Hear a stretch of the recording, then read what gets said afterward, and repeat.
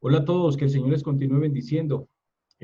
Bueno, es un placer una vez más para mí poder estar aquí compartiendo con cada uno de ustedes estos mensajes de la palabra del Señor. Un saludo muy especial a todos nuestros hermanos del Centro Cristiano de Colombia con sede en Cali, esperando que sobre la vida de cada uno de ustedes, amados hermanos, se continúe manifestando la misericordia de Dios, pero también se continúe manifestando la bendición de Dios y la complacencia de Dios sobre la vida de cada uno de nosotros. Un saludo también a todos nuestros hermanos en Bogotá y a todos los hermanos que en este momento están viendo este video y a todos nuestros suscriptores también. A cada uno de ustedes un abrazo y un saludo fraterno. Recuerden, por favor, dejar sus comentarios en la barra, ¿vale? Este es un tema, amados hermanos, que quiero compartir con cada uno de ustedes, con la intención de que el Espíritu Santo de Dios sea quien ministre lo que voy a compartirles en esta hora, que este mensaje pueda calar, pueda llegar, pueda hallar asiento en lo más profundo de sus corazones, para que en la misma manera pueda bendecir sus vidas. Este es un tema muy importante, como todos los temas que tienen que ver obviamente con la palabra de Dios, pero es uno de esos temas que tienen muchísima relevancia para cada uno de nosotros como hijos de Dios, por lo que implica eh, este, este tema, y es muy importante poder tener, ¿cómo decirlo? Poder encontrar la diferencia y poder entender qué es lo que está sucediendo en la vida o ha venido sucediendo en la vida de muchas personas que quizás nunca han conocido de Dios y que tristemente han sucedido o ha sucedido en la vida de algunos que un día conocieron la palabra del Señor, que un día estuvieron caminando con el Señor y que hoy por A, por B o por C no lo están haciendo. Entonces, este mensaje que yo les quiero compartir hoy, amados hermanos, lo he titulado, es una pregunta. Siempre pongo títulos a mis mensajes, me parece que es importante. Y a veces los títulos son preguntas. Y este es el caso para el tema que hoy vamos a tratar. El título de este mensaje es una pregunta. Y esa pregunta es, ¿embrutecido con el sistema? Ese es el título de este mensaje. ¿Embrutecido con el sistema? Entonces, este tema, amados hermanos, que hoy vamos a tratar, es quizás uno de los más relevantes en el cristianismo actual. Este tema, amados hermanos, es de vital importancia, es crucial para cada uno de nosotros, para nuestra vida espiritual, poder entenderlo. Para que ninguno de los que hoy están viendo este video caigan en esta situación tan precaria, tan ilusa y tan llena de ignorancia a la vez. Cuando yo me hallo, cuando veo gente pensando y actuando tan estúpidamente, pienso en algo. Y aclaro el significado de estúpido.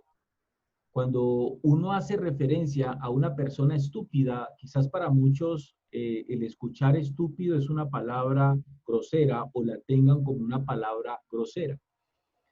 Pero según el diccionario, una persona estúpida es una persona que muestra torpeza o falta de entendimiento para comprender las cosas. Entonces, no importa cuál sea el concepto que ustedes tengan de estúpido, yo lo estoy usando en el concepto, eh, digamos, del significado de la misma palabra. Entonces, cuando yo hablo y digo que cuando yo veo a gente pensando y actuando de manera estúpida o estúpidamente, estoy haciendo referencia a personas que muestran torpeza o falta de entendimiento para comprender las cosas. Entonces, quiero enfatizar que no es una palabra grosera la que estoy utilizando, simplemente quiero ser claro y quiero utilizar el término estúpido haciendo referencia, vuelvo y lo repito, que una persona estúpida es una persona que muestra torpeza o falta de entendimiento para comprender Habiendo explicado eso, vamos a continuar. Entonces, cuando yo veo a una persona pensando y actuando de manera estúpida, pienso en algo. Ustedes se preguntarán, ¿en qué pienso? Pienso en la ley y pienso en la gracia. Y hallo algo muy interesante. Yo hallo que la ley tenía una ventaja para el hombre, y esa ventaja que la ley tenía para el hombre, y aunque puede sonar un poco raro para algunos, pero ya lo voy a explicar. Yo hallo que la ley tenía una ventaja para el hombre, y esa ventaja que la ley tenía para el hombre radicaba en lo siguiente. Si el hombre no cumplía con los mandamientos de la ley mosaica, él ya sabía cuál era su posición frente a Dios. El hombre no tenía ningún problema con eso, él ya sabía cuál era su posición frente a Dios. Voy a ponerles un ejemplo. Si el hombre pecaba bajo la ley y no llevaba un sacrificio, si el hombre pecaba bajo la ley y no llevaba un sacrificio por ese pecado, él ya sabía que no iba a recibir perdón por ese pecado. Eso él o ella lo iba a tener o lo tenía de manera clara. Si un hombre no guardaba el sábado, él ya sabía que estaba aún su propia vida en riesgo, y él ya conocía cuál era la posición frente a Dios por no guardar el día de reposo. Si no guardaban alguna de las 7 fiestas que Dios le había hablado al pueblo de Israel, era lo mismo. El hombre ya sabía cuál era su posición frente a Dios, etcétera, etcétera.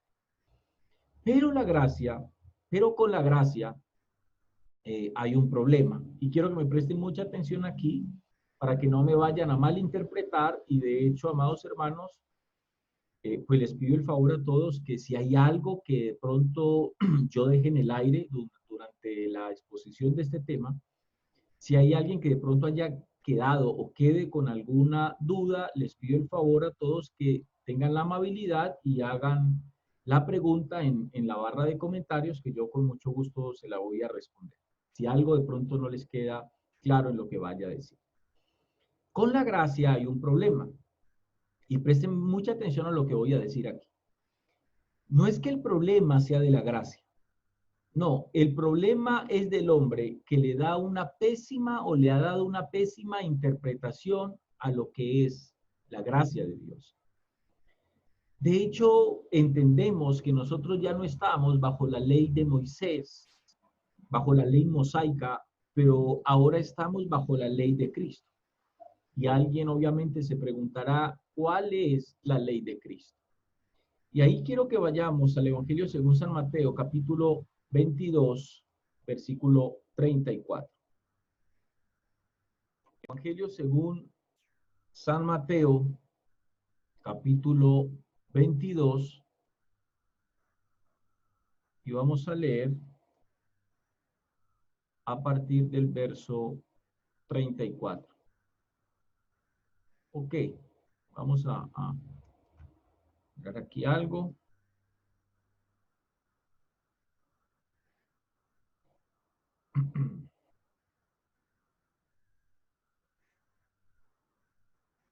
Ok.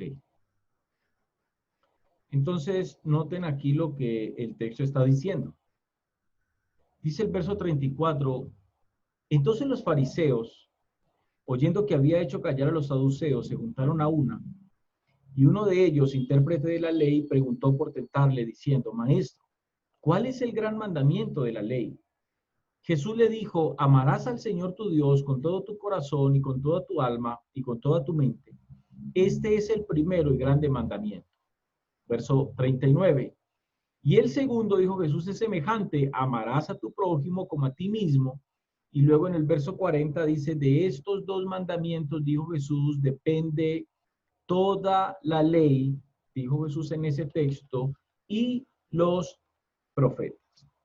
De estos 2 mandamientos, como está escrito allí, depende toda la ley y los profetas. La expectativa moral de Dios sobre el hombre se puede decir, amados hermanos, breve y poderosamente en estas 2 oraciones que Jesús citó aquí.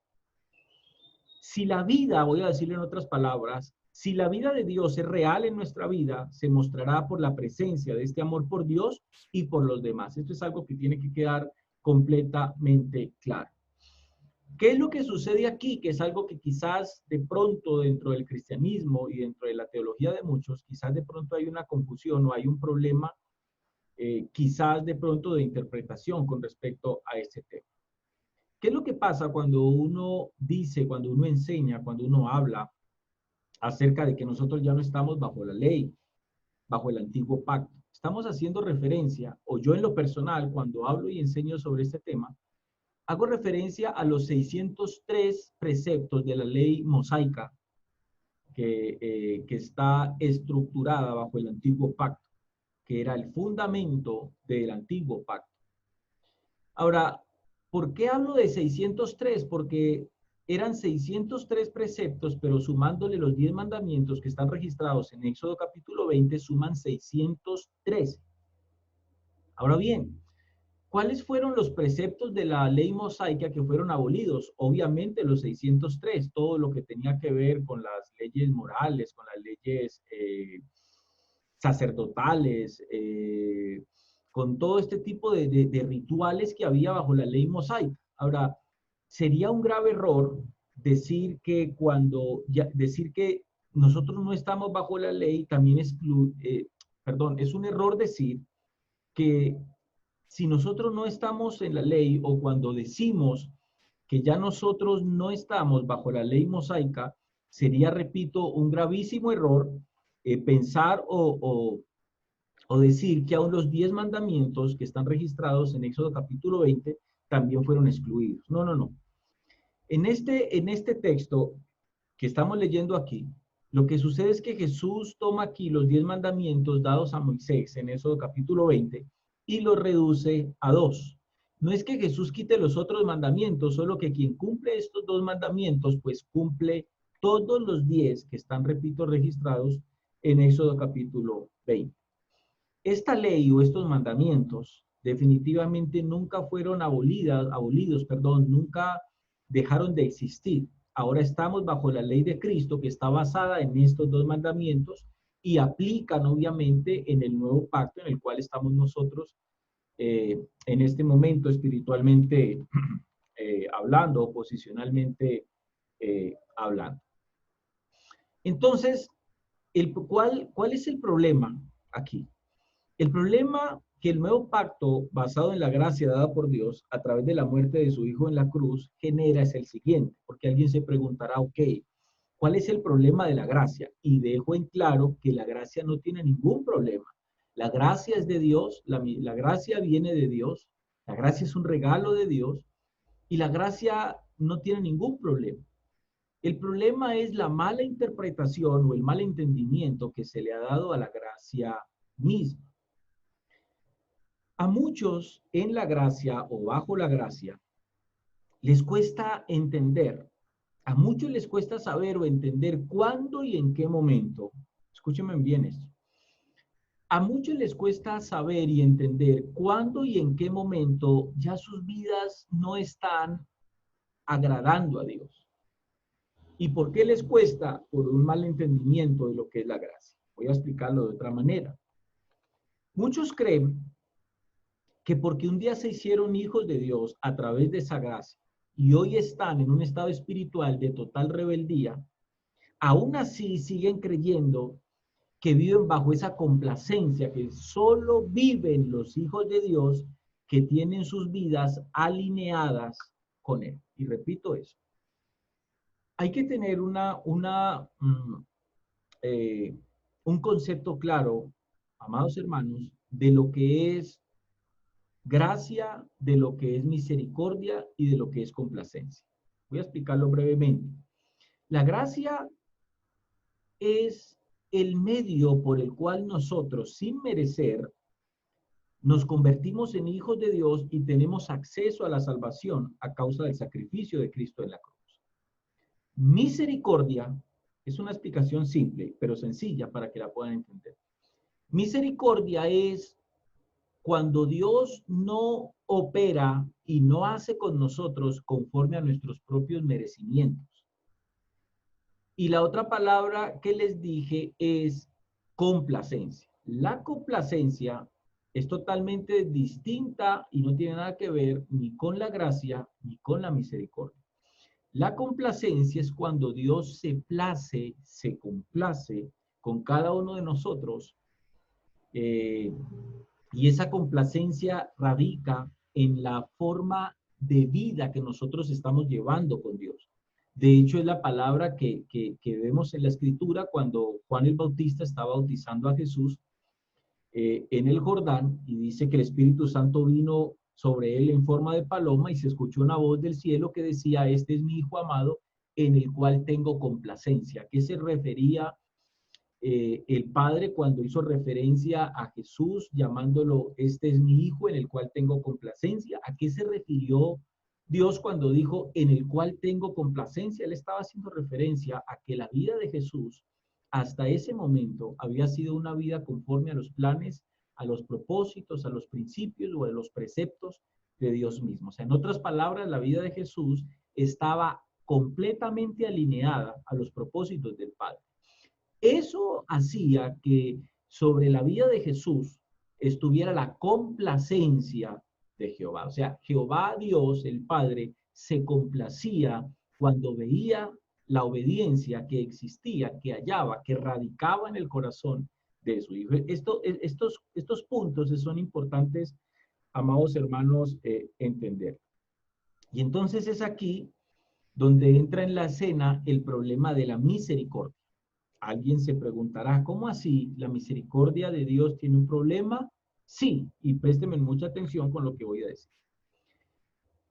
El problema, y no es que el problema, escúchenme bien, amados hermanos, no es que el problema radique en la misericordia misma. No, no, no. Présteme mucha atención aquí porque no quiero que me vayan a malinterpretar lo que voy a decir. ¿Tiene la misericordia de Dios un problema? Sí. Ojo, pero ¿por qué digo que sí? No estoy diciendo, o antes de explicar por qué digo que sí, voy a explicar por qué digo que no, para que me entiendan. No es que el problema radique en la misericordia misma, porque la misericordia de Dios es buena. Solo que si el hombre, escúchenme bien, solo que si el hombre no la entiende o le da un mal uso a esa misericordia, esta tiende a convertirse o a hacerse peligrosa, perdón. Y repito, amados hermanos, no hay nada de malo en la misericordia de Dios. No. Espero me estén entendiendo, iglesia. No hay nada de malo en la misericordia de Dios. Originalmente no existe nada de malo en la misericordia de Dios. La misericordia de Dios es buena, es santa. Entonces, el problema con la misericordia de Dios, repito, no radica en la misma misericordia. El problema con la misericordia de Dios radica es en que el hombre no la entiende, no la comprende, y al darle un mal uso a esa misericordia que es buena, que es agradable, que es perfecta porque viene de un Dios santo, todopoderoso. Entonces, el mismo hombre, al no entender el concepto claro de lo que es la misericordia de Dios, ¿por qué opera la misericordia de Dios? ¿Para qué opera la misericordia de Dios? Al no tener el hombre un buen entendimiento claro de lo que es la misericordia de Dios, entonces esa misericordia, repito, que es buena, se puede convertir para ese hombre, para esa mujer, en algo completamente peligroso. Voy a poner un ejemplo. El monopril, amados hermanos, es un medicamento para tratar la presión. El monopril es una medicina que usan las personas que tienen problemas de presión arterial. Ahora, el monopril fue hecho para eso y es bueno para lo que fue hecho. Pero si alguien le da un mal uso al monopril y lo toma sin entender para qué es, ese medicamento que es bueno lo puede matar. Así es exactamente la misericordia de Dios. Es buena. Fue dada al hombre de una manera correcta, con una excelente intención. Es manifestada para algo. Alguien se preguntará, ¿para qué es manifestada la misericordia de Dios? La misericordia de Dios, voy a decirlo en un término sencillo, la misericordia de Dios es para mostrar la bondad de Dios hacia un hombre que por su pecado lo único que merece es la muerte y la condenación eterna. Para eso es la misericordia de Dios. Es para que el hombre se dé cuenta que a pesar de su condición de pecador, que a pesar de su condición de estar apartado de Dios, que a pesar de su condición de que no tiene comunión con Dios a causa de su pecado, aún así un Dios santo, todopoderoso, permite sobre la vida de ese hombre, de esa mujer, la misericordia. Eso es importante entender. Entonces, la misericordia es para yo entender quién es Dios. La misericordia de Dios es para yo comprender cuán bueno es Dios, que no hace conmigo, que no me devuelve a mí conforme a lo que yo hago con él. Pero el hombre hoy, o muy pocos, entienden lo que es la misericordia y pocos logran conocer a Dios a través o por medio de su misericordia. Entonces, así es la misericordia de Dios. Ahora bien, esa misericordia es buena. ¿Cuál es el problema? Si yo tomo esa misericordia, escúchame bien aquí, para creer que ella está sobre mí, porque yo estoy agradando a Dios con mi vida, aun cuando eso no es así, entonces yo me complico mi vida, amados hermanos. Vuelvo y repito lo que acabé de decir. La misericordia de Dios, y présteme mucha atención por favor a esto, entiendan esto por favor. La misericordia de Dios sobre la vida de un hombre no es porque la vida de ese hombre está agradando a Dios. No estoy hablando de complacencia, estoy hablando de misericordia. Y ya le expliqué para qué sirve la misericordia de Dios. Entonces, el problema es que cuando un hombre, un ser humano cualquiera, está experimentando en su vida la misericordia de Dios, qué peligroso es para ese hombre o para una mujer creer que esa misericordia está sobre él o sobre ella, porque es que la vida de él o ella está alineada con los propósitos y la voluntad de Dios. O sea, en otras palabras, que la vida de ese hombre o esa mujer está agradando a Dios en su totalidad. Ese es el problema y el peligro, porque la misericordia de Dios no está sobre la vida del hombre, porque el hombre tiene su vida alineada con Dios. Ese es el problema. Misericordia, amado hermano, misericordia, repito, es que Dios no nos castigue como lo merecen nuestros pecados. Y gracia es que Dios nos bendiga aún a pesar de que no lo merezcamos. Entonces, esa es una diferencia importante que cada uno de nosotros debemos entender.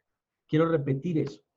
Misericordia es que Dios no nos castigue como lo merecen nuestros pecados. Y gracia es que Dios nos bendiga a pesar de que no lo merezcamos.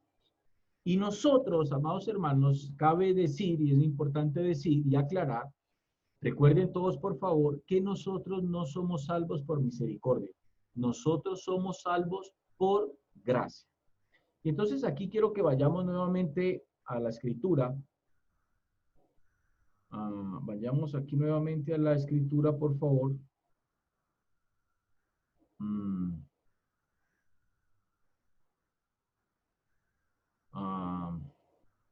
Al Evangelio según San Mateo, capítulo 5, versículo 45. Mateo, capítulo 5, verso 45. Dice el texto lo siguiente. Presten mucha atención. Entonces dijo Jesús, estas son palabras de Jesús, y dice aquí el texto, para que seáis hijos de vuestro Padre, escúchenme bien aquí, dice el texto, para que seáis hijos de vuestro Padre que está en los cielos, que hace salir su sol sobre malos y buenos, y que hace llover sobre justos, dice el texto, e injustos. Qué interesante es lo que este texto dice, y quiero que presten mucha atención aquí. El hecho de que el sol salga y la lluvia caiga aún sobre los malos, eso es misericordia. ¿Y dónde está el problema aquí? Ya les voy a decir dónde está el problema. El problema radica cuando el malo dice, mire mi Diosito cómo es de bueno conmigo, mire cómo me calienta con ese sol tan hermoso, mire cómo me riega mis campos con esa lluvia tan hermosa. No, ¿me están entendiendo cuál es el problema? El problema es que el malo cree que porque el sol salió sobre él, entonces es porque Dios se está agradando de su vida. Y eso no es así. El sol sale sobre el malo por pura misericordia, no porque Dios se está agradando con la vida del malo.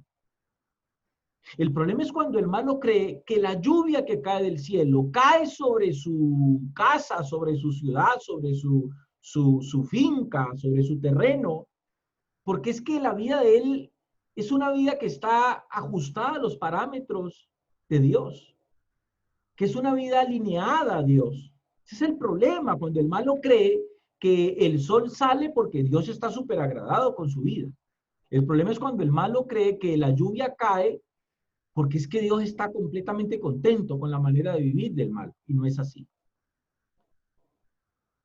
Entonces es cuando el malo o cuando algunos que un día caminaron, y que por eso, como dije al principio, que no le vaya a pasar a usted, amado hermano. Yo he escuchado a muchos que un día caminaron con el Señor en el camino que Él trazó para cada uno de nosotros. Mire cómo tener un mal concepto de lo que es misericordia trae. Mire el daño que ocasiona en la vida del hombre. Yo conozco a muchos que un día caminaron con el Señor, de hecho que un día fueron líderes y que sirvieron en la obra del Señor. Y que ahora están apartados, rebeldes, completamente apartados de Dios. Yo he escuchado a mucha gente decir, miren que a pesar de que ya no me congrego, miren que a pesar de que ya no le estoy sirviendo a Dios, miren que a pesar que ya no ofrendo, miren que a pesar de que ya no evangelizo, miren que a pesar de que ya no oro, miren que a pesar de que ya no leo la Biblia, miren que a pesar de eso, dicen ellos, y esto lo digo entre comillas, Dios me bendice. Es que dicen ellos, es que Él conoce mi corazón y estoy más bendecido aún que muchos que hablan de Dios. Ahora, el punto es el siguiente. ¿Entienden ustedes ahora cuál es el problema? ¿Entienden ustedes cuál es el problema? El problema es que ese malo está convencido que es Dios quien lo hace, quien está haciendo esas cosas por causa de su vida y de lo que él es ahora. Pero ¿cuán equivocado está ese malo? En la vida, amados hermanos, quiero explicarles algo aquí. En la vida suceden tres cosas con respecto a cómo el hombre prospera. Y quiero que presten mucha atención a lo que voy a decir aquí porque es muy importante. En la vida suceden tres cosas con respecto a cómo el hombre prospera.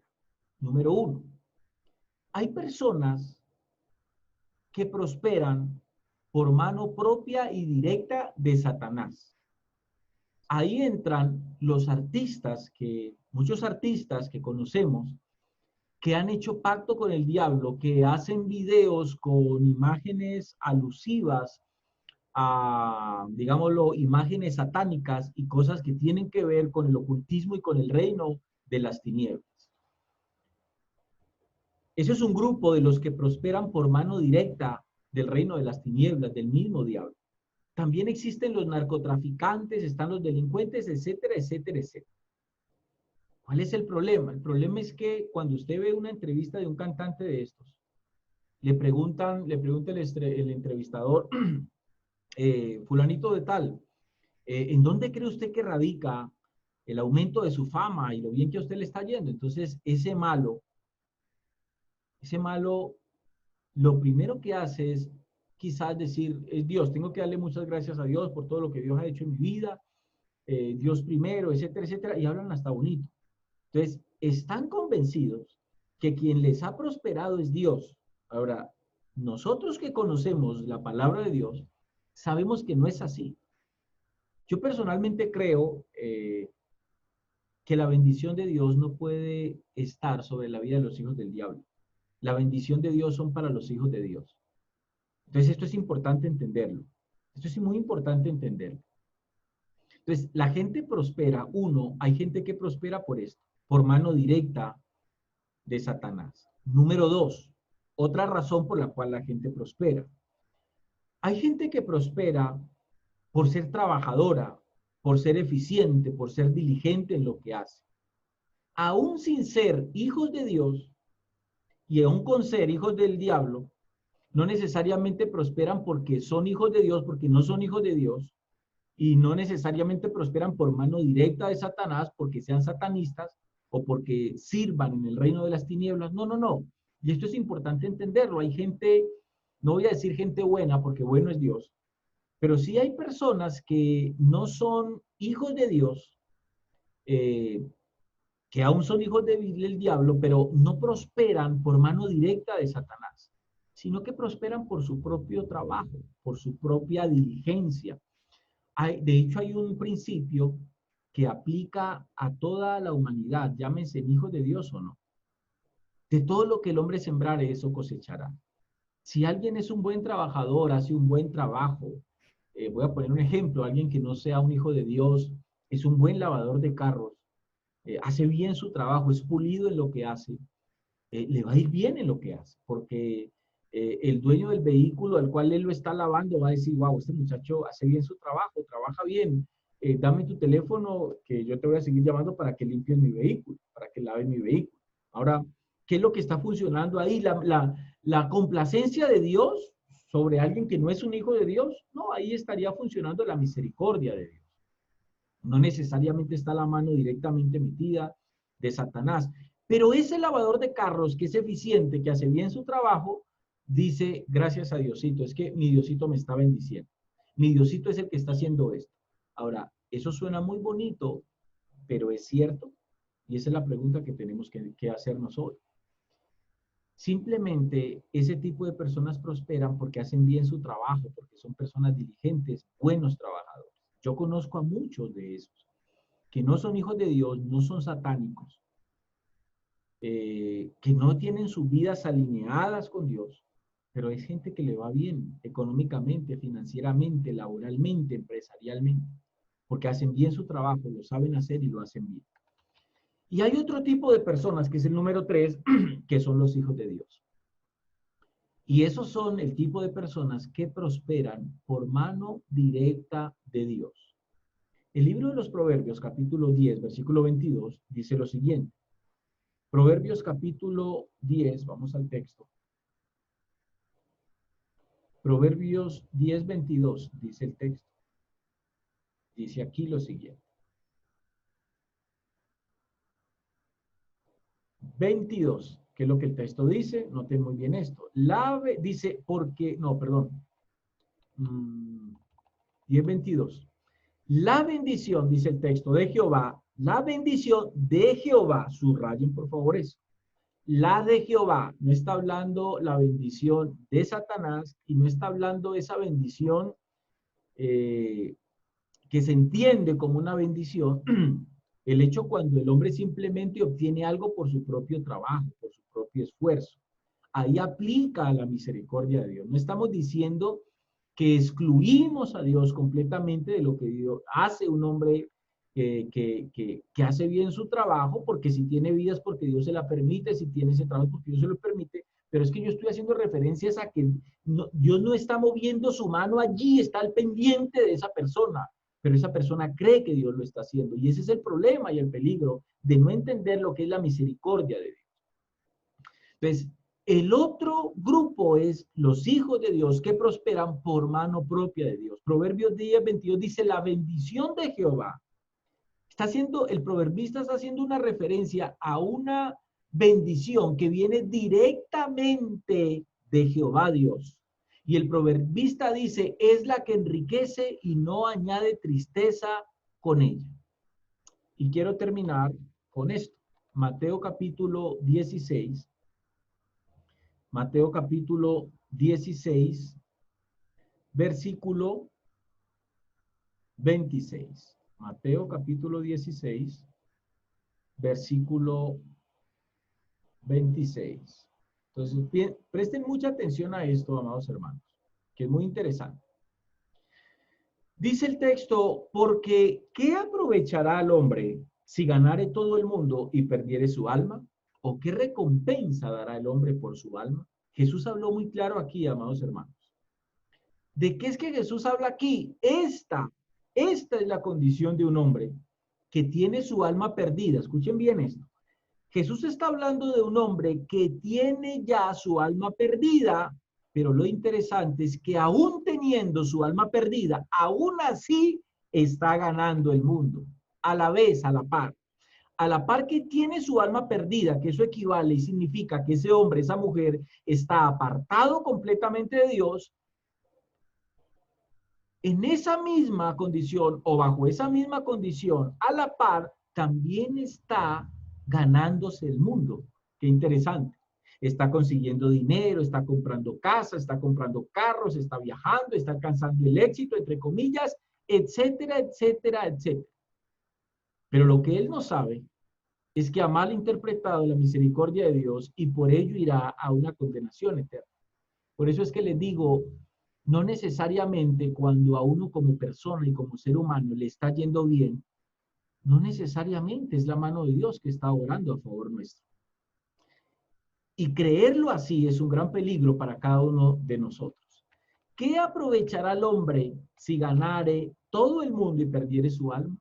Voy a decirlo de otra forma. Evadir el caminar a la muerte con Jesús también significa que tal vez podemos ganar todo el mundo, pero a la misma vez terminar perdiéndolo todo. Y entonces aquí es donde quiero ir cerrando como empecé y con el título. Pero, amados hermanos, no nos dejemos embrutecer, no nos dejemos embrutecer por este sistema. No nos dejemos embrutecer por este sistema. Hoy estamos aquí caminando con el Señor. Dios nos guarde que el día de mañana, por A, por B o por C, nos apartemos de este camino. No pensemos, amados hermanos, amigo, quizás usted que un día estuvo caminando con el Señor y ahora vives apartado de Él. No te dejes enredar y no penses que porque aún en la condición espiritual de rebeldía que estás con Dios, aun cuando con todo y eso te está yendo bien, no penses que te está yendo bien porque tu vida está agradando a Dios. No es solamente un error pensar eso, es un peligro pensar eso. Porque cuando hay ese pensamiento lo que genera en la vida del hombre y en la vida de la mujer es un estado. ¿Cuál es ese estado? Se preguntarán ustedes. Y ese estado es un estado de relajamiento espiritual, ese es un estado de complacencia, donde yo digo, y lo digo porque he escuchado a muchos por allí decirlo, miren, yo ya no me congrego, ya no leo la Biblia, ya no oro, ya no ofrendo, ya no voy a la iglesia, hermano, ya no estoy tan metido en las cosas de Dios, y aún así mire Dios cómo me bendice. Aún así, mire Dios cómo es de bueno. Es que Dios es muy lindo. Bendito sea Dios, que Dios es maravilloso conmigo. Mire, mire el Señor cómo me abre. Mire el Señor cómo me abre las puertas. Yo he escuchado a muchos decir eso.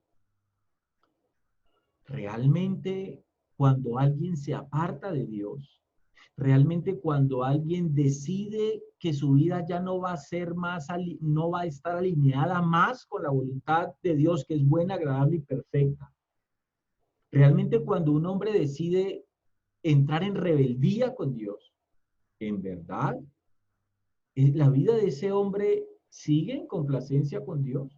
En verdad ese hombre tiene la capacidad moral, el sustento bíblico para decir que a pesar de su rebeldía, Dios lo sigue bendiciendo y Dios se sigue agradando con su vida. Si alguno de ustedes se quiere seguir engañando, lo puede seguir haciendo. Pero la verdad es que la Escritura a nosotros nos habla todo lo contrario. Dios no se agrada de la vida de un hijo cuando ese hijo toma la decisión de entrar en rebeldía. Amados hermanos, no nos dejemos embrutecer por este sistema, porque este sistema es tan malo, este sistema de este mundo es tan corrupto, que ha hecho crear, que ha hecho pensar, perdón, que ha hecho creer y que ha hecho pensar a muchos que porque les está yendo bien económicamente, laboralmente, empresarialmente, que porque están consiguiendo dinero, porque están consiguiendo casas, porque están comprando carros, porque están comprando, etcétera, etcétera, etcétera. Ese tipo de gente está convencida que es Dios quien los está bendiciendo. De hecho, noten ustedes, el narcotraficante, el violador, eh, el que roba, el delincuente, cree que consigue lo que está consiguiendo y siempre hablan bien bonito de Dios. Siempre meten a Dios allí. Siempre dicen, es fácil, yo hallo que para la gente es fácil decir, ay Dios, que Dios me está bendiciendo. No, es que Dios, yo cuando salgo primero que me acuerdo de Dios, no, es que mire, Dios me bendice mucho. No, hermano, es que Dios. No, hermano, realmente no es lo que la Escritura dice. Y no nos equivoquemos. Porque si te está pasando lo que te está pasando, aun cuando tu vida no está alineada con Dios, simplemente lo que hay en tu vida es la misericordia de Dios. Y entendé, por favor, para qué es la misericordia de Dios. No es para que vos creas que sobre ti está la misericordia, para que vos creas que es que tu vida está excelente, full, caminando al 100% como Dios quiere que camines. No, no, no. La misericordia de Dios que está sobre tu vida, a pesar de tu actitud, a pesar de tu vida con Dios, aún así está esa misericordia es para que entendas por qué y para qué está esa misericordia de Dios.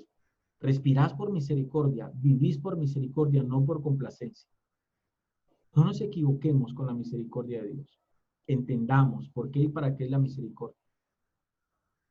Esa misericordia está sobre tu vida, no porque tu vida esté agradando a Dios.